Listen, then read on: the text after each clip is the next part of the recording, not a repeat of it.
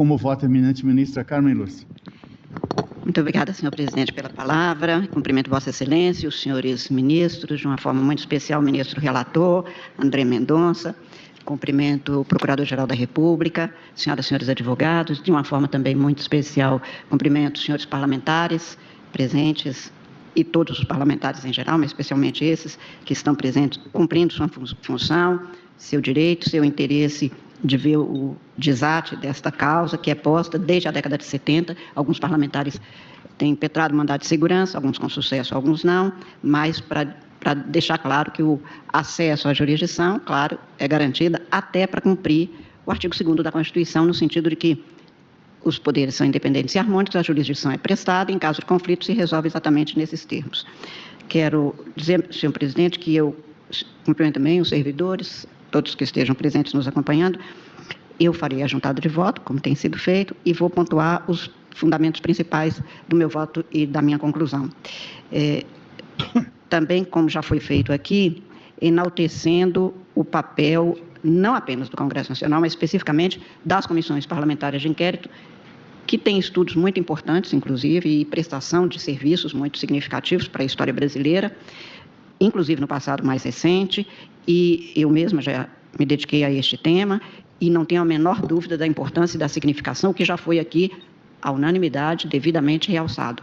Também não quero deixar de fazer coro às observações que foram feitas sobre a importância do objeto desta comissão parlamentar de inquérito, o que também foi posto desde o voto do ministro relator, e quanto a isso acho que não houve nenhuma divergência, que é um tema sensível, grave, sério e que precisa muito de ser, como tudo que diz respeito à vida nacional, que precisa de ser esclarecido, investigado, apurado, com todas as consequências que sejam devidas. O ministro Dias Toffoli vem de dizer da importância que é na vida dele, que foi atuante ali como servidor.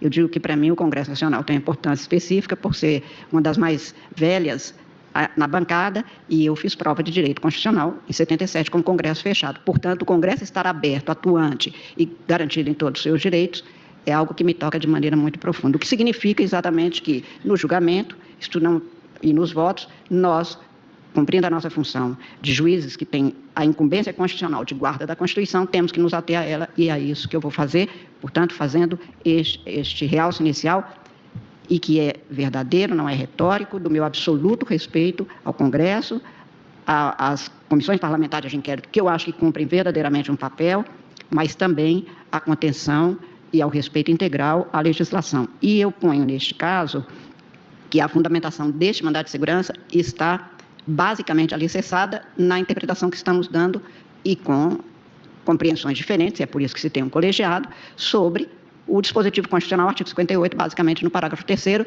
se está sendo cumprido ou não, se este dispositivo garante também que, quanto aos direitos à minoria, ninguém duvida disso, até porque não apenas essa é uma interpretação adotada, como uma jurisprudência consolidada neste Supremo Tribunal Federal, e é por isso que em tantos mandados de segurança, com sucesso alguns, com o não êxito dos impetrantes em outro, a ênfase absoluta aqui.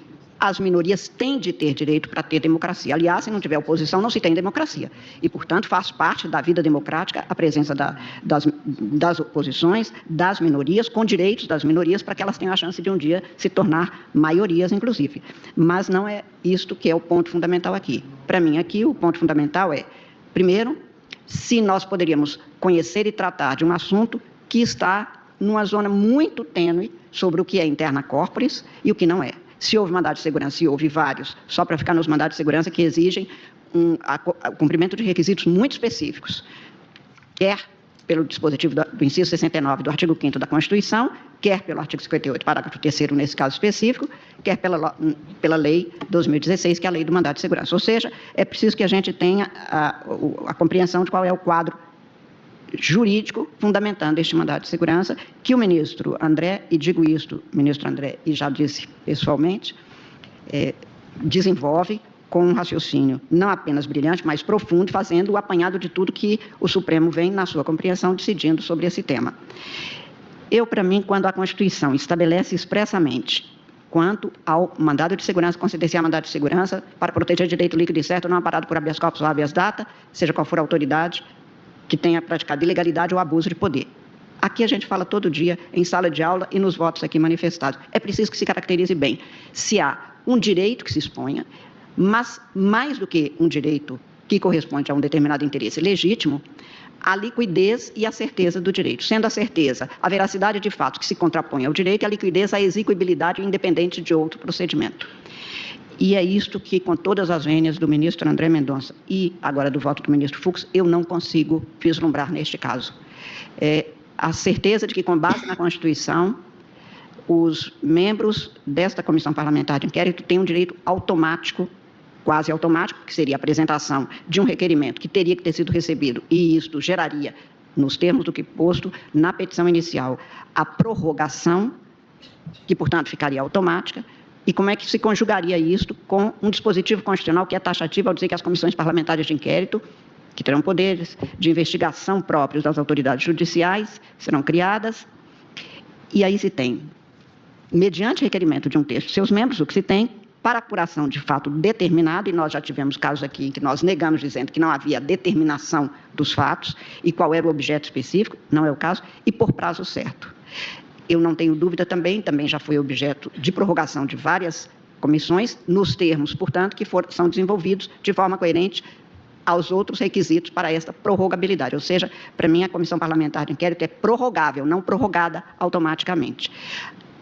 Este dado é que, para mim, descaracteriza a liquidez do direito que é alegado neste caso específico. E, portanto, não caberia... E, de novo, os fatos podem ser investigados, devem ser investigados, precisam ser apurados pela gravidade, pela seriedade, porque preciso dar uma resposta à sociedade, seja no Congresso Nacional, seja no Poder Judiciário, como estão sendo. Mas a prorrogabilidade, para mim, não é automática, ela é apenas possível mediante o cumprimento de outros requisitos. Esses outros requisitos não estão na Constituição, estão, como o ministro André Mendonça expulsou e comprovou, em normas internas do Congresso Nacional. Logo, essa matéria é uma matéria que depende, para que se chegue a uma decisão judicial deste Supremo Tribunal Federal, a interferir ou a se imiscuir no que é matéria considerada interna do corpo de parlamentares e não uma matéria que caracterize, que seja desenhada como sendo uma matéria de Constituição. O cumprimento da Constituição aqui fica na questão do prazo certo para mim.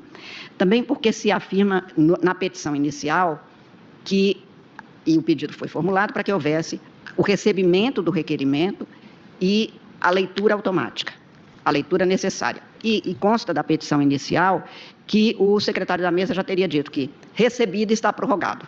Então, haveria automaticidade. Requerimento é um pedido, é um pleito, é uma solicitação. Se fosse automático, não precisaria de ser apresentado.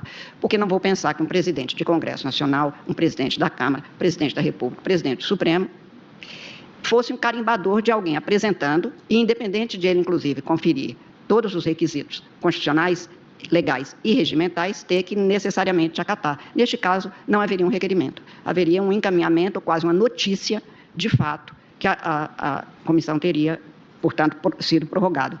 E como a prorrogação, se fosse automática, levaria ao incerto do prazo, nós não teríamos o cumprimento dessa exigência constitucional. Esta é a razão pela qual tenho para mim que fica afastada a argumentação referente à liquidez e certeza do direito que é alegado pelos impetrantes, que postulam, como disse, algo que é legítimo no sentido de que há um órgão interno ao parlamento que está funcionando e sobre o qual se discute, portanto, que poderia e deveria ter sido mesmo trazido. Apenas, para mim, não há possibilidade de eu votar pelo êxito do que pleiteado neste caso, ministro André, ministro Fux, exatamente porque, na minha compreensão, não há o requisito, o atendimento aos requisitos constitucionais, especificamente, portanto, a duração certa do prazo, sem a prorrogabilidade, mas como prorrogação automática. Eu faria ainda uma observação em que pese já se ter adiantado no sentido do próprio mérito do mandado de segurança, nos termos definidos pelo ministro relator, no seu muito profundo voto, é que o inciso 3 do artigo 7º da Lei do Mandado de Segurança exige expressamente que a fórmula é: o juiz poderá suspender o ato. Então, nós concedemos, ou deferimos liminar, ou concedemos mandado de segurança em caso omissivo, quando flagrantemente, ostensivamente, puder, da ausência do ato, ocorrer a irreversibilidade do resultado. Mas que se suspenda, então já há um ato. Neste caso, não há um ato. Nós estaríamos, até porque o mandado de segurança expõe uma omissão, que seria a ausência de leitura, e não a suspensão de um ato, mas o provimento de um ato para o acatamento. Por essa razão, com todas as vênias, ministro André, e, como disse, tenho reli, Vossa Excelência nos encaminhou a primeira decisão, antes de trazer, e muito se tem de conteúdo realmente refinado no voto de Vossa Excelência, como agora exposto pelo ministro Fux, mas eu tenho para mim que esta contenção do que é constitucional e do que é predominantemente regimental, a impor, portanto, a visualização de uma matéria de cuidados internos da Casa Legislativa ou das casas legislativas, é que me leva a não referendar essa liminar e, se for o caso, a denegar a ordem de segurança pleiteada. Eu não acho que essa situação tenha criado, eu falo muito isso, principalmente em sala de aula, a gente fala, mandado de segurança é uma ordem para restabelecer uma segurança pelo advento de um ato que levou a uma insegurança. É isso. O estrangeiro nem consegue entender essa fórmula, mandado de segurança, nós nos acostumamos, mas realmente tem que se ter criado uma situação de insegurança do direito para, então, a gente colmatar, para usar uma expressão pouco comum, mas que é do direito usada por nós, para prover, para suprir e restabelecer uma situação. Então, é preciso que o impetrante prove que se criou uma situação tal de insegurança com um ato que se suspende esse ato até que se entenda. E, neste caso, realmente, eu acho que não há uma situação de insegurança criada por descumprimento de ordem constitucional. Diferente disso, eu acho que o período certo é que dava a segurança que, então, iria ser gerada por eventual ordem judicial contrária. Portanto, eu estou votando, senhor presidente, no sentido de acompanhar o voto da divergência, o entendimento da divergência, farei juntada de voto e agradeço a palavra concedida por Vossa Excelência.